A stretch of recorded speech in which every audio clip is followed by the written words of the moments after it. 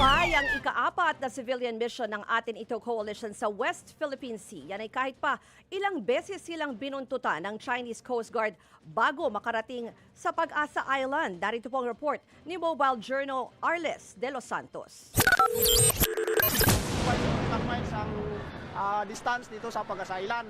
Hindi na kami makapangisla doon kasi papunta pa lang kami doon ay ginablock na nila kami. Yan ang hinaing ng mangingisdang silari na taga Pag-asa Island. Kasabay daw kasi ng krisis sa langis. Doble perwisyo ang patuloy na pananaboy sa kanila sa laot ng China. Sa kabila niya, bahagyang naibsan ang kanyang pasakit nang may dumating na tulong sa kanilang isla. Eksaktong alas 8 ng gabi nitong Sabado, matagumpay na nakarating ang atin ito coalition sa Pag-asa Island sa Palawan.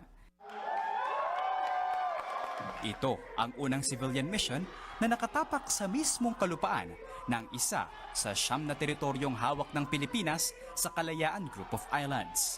Pero hindi naging madali ang misyon. Bago ang tagumpay, binuntutan, pinalibutan at 3 beses pang niradyohan ng China Coast Guard ang MV Kapitan Felix Oka. Your visor is in the waters under the jurisdiction of China. Please report your intention and not move.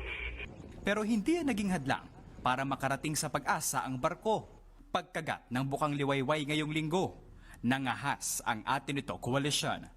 We're happy to report that we have just successfully planted a Philippine flag and an atin ito flag at Pag-asa K1, also known as Sandy K1, at 6 a.m. this morning. Isa sa mga nanguna, si Akbayan Party List Representative Dada Kiram Ismula. Para sa grupo, isa itong mapayapa pero matapang na simbolo ng kanilang pagtutol sa agresyon ng China. Ang West Philippine Sea ay tunay ng atin. At dapat ay malaya po tayong nakakapunta dito. Sa katunayan, ginawa yan ng atin ito coalition sa kabila ng matinding presensya ng Chinese vessels na abot-tanaw sa hindi kalayuan. Samantala, may kasiyahan namang idinaos sa mismong munisipalidad. Hudyat raw ito ng ika-4 na West Philippine Sea Festival. This meaningful celebration is more than just a festival. It is a proud expression of our identity as people whose lives, culture and future are deeply connected to the sea. Dito na rin ipinamahagi ng atin ito coalition ang mga donasyong bigas, school supplies at gasolina sa mga mangingisda sa Isla Pag-asa. Meron ding medical mission kasama ang volunteer doctors. Sa gitna ng kasiyahan, nanindigan ang mga residente ng munisipalidad.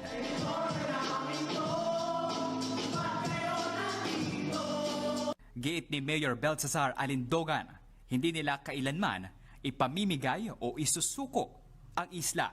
Wala ni sa panaginip, sa iniisip, hindi po pumasok sa isipan namin na i-give up ito. Mayroon tayong soberenya dito, mayroon tayong effective occupation, matagal na.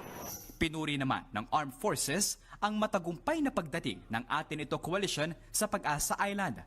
Hindi lamang daw ito isang simpleng simbolo, kundi isang makapangyarihang pagpapahayag ng ating karapatan sa sarili nating teritoryo. Bukod sa naitalang kasaysayan bilang pinakaunang civilian mission na umabot sa isla ng Pag-asa, pagpapakita rin daw ito ng hindi matitinag na diwan ng pagka-Pilipino at pagpapahalaga sa soberanya ng Pilipinas sa kabila ng patuloy na agresyon ng China. Mga kapatid, mula rito sa Municipality of Kalayaan sa Isla ng Pag-asa, Mobile Journal Arles de los Santos, News 5. Mga kapatid, patuloy po kayong tumutok sa 105.9 True FM para sa totoong balita, impormasyon, music, and entertainment. Mag-subscribe sa aming YouTube channel at podcasts. At sundan nyo rin po kami sa Facebook, Instagram, X, TikTok sa True Network PH. Bisitahin din po ang aming website, truefm.ph at panoorin kami sa True TV Signal Channel 19. Kami po ang 105.9 True FM. Laging true sa'yo, kapatid.